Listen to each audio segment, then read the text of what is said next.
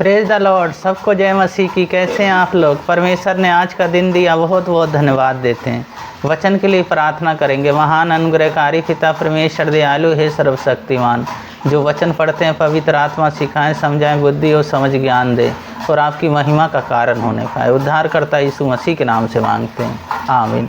वचन पढ़ेंगे मत्ती 9 अध्याय उसका 35 पद से 38 पद तक। यीशु जब नगर में और गांव में फिरता रहा और उसके आराधनाओं में उपदेश करता और राज का सुसमाचार का प्रचार करता और हर प्रकार की बीमारियों और दुर्बलताओं को दूर करता रहा। जब उसने भीड़ को देखा तो उनको लोगों पर तरस आया, क्योंकि वे उस भेड़ के समान थे जिसका कोई रखवाला ना हो। वो व्याकुल और भटके हुए से थे।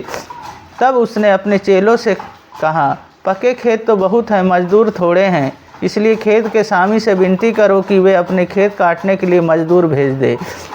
तो हम यहाँ देखते हैं परमेश्वर चाहते हैं सब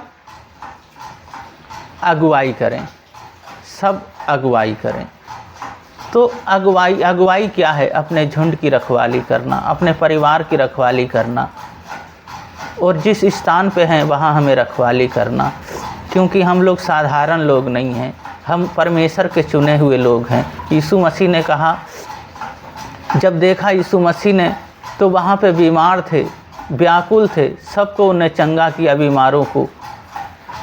और उसने यीशु मसीह को तरस आया, उन पे तरस आया और उनने देखा वो व्याकुल हैं, बेचैन हैं, तो उनने कहा, पके खेत तो बहुत हैं, मजदूर थोड़े हैं। मजदूर कौन है? मजदूर और आप और हम हैं, जो यीशु मसीह के बारे में बताते हैं। उनका यीशु मसीह के बारे में जब वो बताते हैं तो जीवन उनका एक अच्छा होता है और वचन पे आधारित उनका जीवन होता है। और दूसरी बात है संसार क्या है? ये पूरी दुनिया है, हर धर्म, हर जाति के लोग यीशु मसीह को वो जानेंगे जब भी उद्धार को पाएंगे, वरना वो नहीं पाएंगे। खेत ये संसार है, इस संसार को हमें बताना है, हर धर्म और हर जाति को यीशु मसीह के बारे में बताना। जब बताएंगे तभी वो उद्धार को पाएंगे। और तीसरी बात है सुसमाचार हमें फैलाना है, सुसमाचार बताना, यीशु मसीह के बारे में सुसमाचार बताना है, क्योंकि वे मारे गए, हमारे लिए गाड़े गए और तीसरे दिन जी उठे। जो कोई इस पर विश्वास करे वे नाश ना हो, अनंत जीवन पाए। तो हम यहाँ देखते हैं हम अगुए और हमें अगुवाई मिली है। जब हमें अगुवाई मिली है तो हम परमेश्वर की महिमा करते रहें, क्योंकि उसके जैसा कोई नहीं। वो यीशु मसीह ने कहा है, तुम जाओ सारी जाति के लोगों को सुसमाचार प्रचार करो, पिता पुत्र और पवित्र आत्मा के नाम पे उन्हें बपतिस्मा दो, तो देखो जगत के अंत तक मैं तुम्हारे साथ हूँ। उनने वायदा किया, उनने कहा मेरे नाम से दुष्ट आत्माओं को निकालो, बीमारों को चंगा करो और अन्य भाषाओं को बोलो। पर ये चीज़ें हमारे अंदर होती है जब हम परमेश्वर की अगुवाई करते हैं, परमेश्वर के साथ साथ रहते हैं, परमेश्वर के अनुसार अपने जीवन को जीते हैं, तो हमारे जीवन में वो कार्य करते हैं, फिर हमें कभी नहीं छोड़ते। हर समस्या, हर परेशानियों में हमारे साथ रहते हैं। हमें क्या करना है?